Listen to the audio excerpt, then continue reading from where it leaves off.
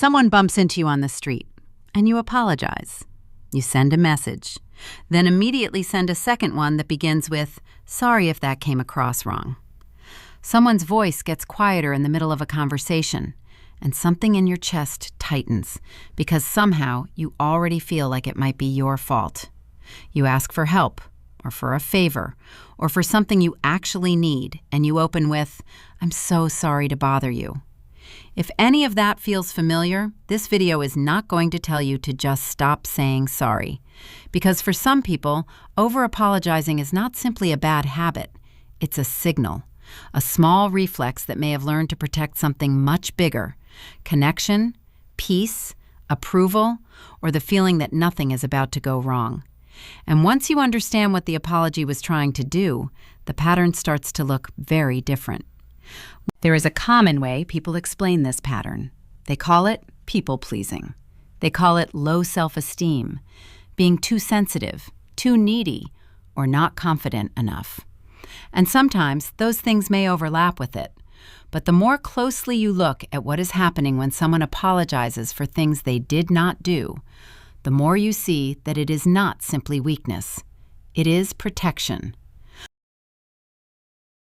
For some people, saying sorry became a way to manage something much more uncomfortable: the feeling that connection might be at risk, that someone might pull away, that someone might be upset, that something in the room might be about to change. The apology did not come from guilt. It came from a need to keep things safe. And it usually shows up in 3 quiet ways. There is a concept in trauma psychology sometimes called the Fawn response. The term is often associated with therapist Pete Walker, who described fawning as a way some people respond to threat by appeasing, pleasing, or becoming easier for others to accept. Most people know fight or flight. The body either pushes back or tries to escape. But sometimes, especially in relational stress, the body chooses a quieter strategy. It appeases, it softens, it becomes agreeable. It tries to keep the other person comfortable before tension has a chance to grow. It is important to say this carefully. Not everyone who apologizes too much has experienced trauma. That is not the point here. The point is that for some people, this habit did not begin as a personality trait.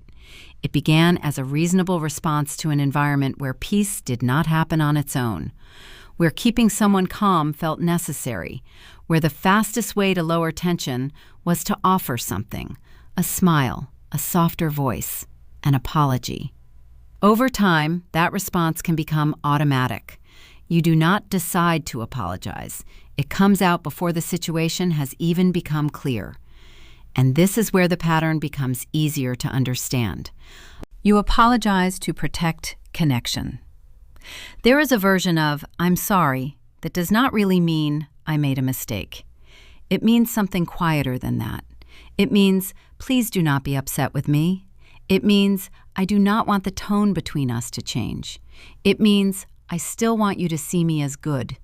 It means, "Please, stay." For some people, the apology is not actually about the action. It is about the bond. And this makes a strange kind of sense when you consider what it feels like for someone whose nervous system learned early on that approval was not guaranteed, that warmth could disappear without warning, that being in trouble with someone meant more than just a tense moment. When connection has ever felt fragile, the body starts to look for ways to protect it. And saying sorry, even when there is nothing to be sorry for, can feel like a way to hold the relationship still, to stop it from shifting, to make sure nothing unravels. It is not manipulation, not calculation. It is closer to panic, very quiet panic, disguised as politeness. Someone does not just see an apology as words. They see it as a stitch, something to hold the fabric in place. But the truth is, the apology itself is only part of the story, because before the word sorry even appears, there is often a scan, a quick, quiet search for what changed in the room, and whether somehow it might be your fault. You apologize for emotions that are not yours. Before you ever say a word, there is often a scan. Someone goes quiet, and something in you shifts. Someone's tone is slightly flat, and you start replaying the last few things you said. Someone seems distracted, distant, or not quite themselves, and the first question that forms is not, "Are they okay?" It is, "What did I do?" This is not the same as being perceptive. Perceptive people notice other people's moods. But for someone carrying this pattern, noticing a mood can quickly become a search for personal responsibility. The logic runs something like this. If something is wrong, it is probably because of me. And if it is because of me, I should fix it. And the fastest way to fix it is to apologize, even without evidence, even before anyone has said a word. This can be exhausting in a way that is hard to explain to someone who does not experience it, because it means you are never just in a room. You are monitoring the room. You are tracking small shifts in energy, expression, and the pace of someone's sentences, and filtering all of it through one question. Did I cause this? The apology in this case is not for a mistake. It is for emotional weather that may not belong to you at all.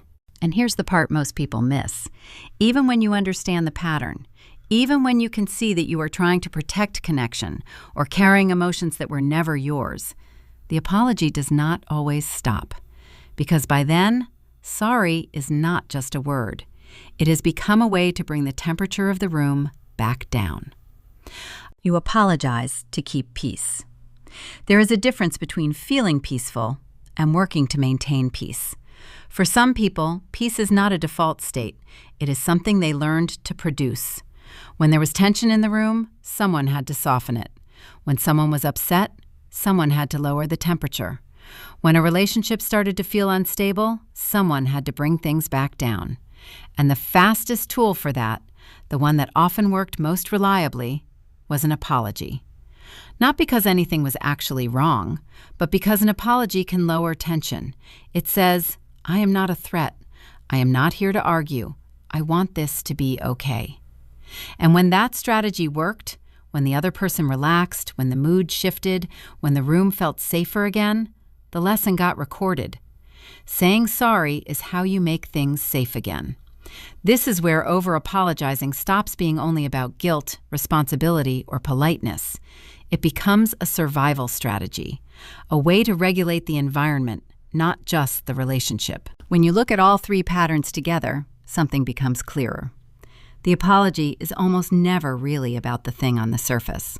It is about something underneath the surface, something that does not have a name as simple as guilt. It is closer to this. If someone is upset, I might lose their warmth. If someone is disappointed, I might not be safe here. If someone pulls back, I might be left alone with it. If I do not fix the feeling fast, something might break. And when the stakes feel that high, sorry is not just a word. It is a bid for reassurance, a bid for things to stay intact, a bid for the room to stay warm.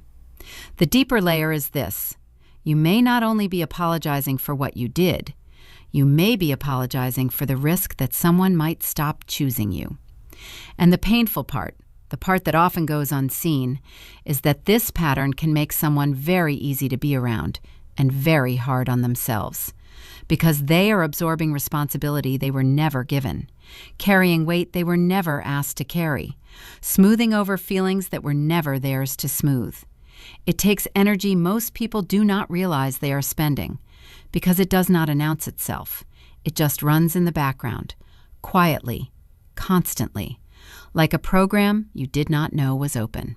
The part of you that says, sorry, too much, is not the weakest part of you. It is one of the most watchful. It learned to read rooms early. It learned to notice small shifts before other people noticed anything at all. It learned that peace had to be produced, carefully, consistently, without complaint. And for a long time, that watchfulness probably did something important. It kept things stable. It kept the temperature down. It kept you connected to people who may have felt distant, unpredictable, or hard to reach. But not every silence is a signal. Not every shift in mood belongs to you. Not every room needs you to make yourself smaller so everyone else can stay comfortable. The apology was never the real problem. The problem was what the apology was trying to solve, and the quiet belief that without it, something irreplaceable might disappear. You do not have to stop noticing things. You do not have to stop being careful with people. But there is a difference between caring for someone and taking responsibility for their entire emotional world. There is a difference between offering kindness and offering yourself as a solution to feelings that are not yours. And the clearer that line becomes, the less that small, watchful part of you has to work so hard. It was always trying to protect something real. It just did not know it could rest. If one of these 3 patterns felt familiar, I'd love to know which one landed the most. Was it the first one, apologizing to protect connection? The second, apologizing for emotions that do not belong to you? Or the third, apologizing to keep peace?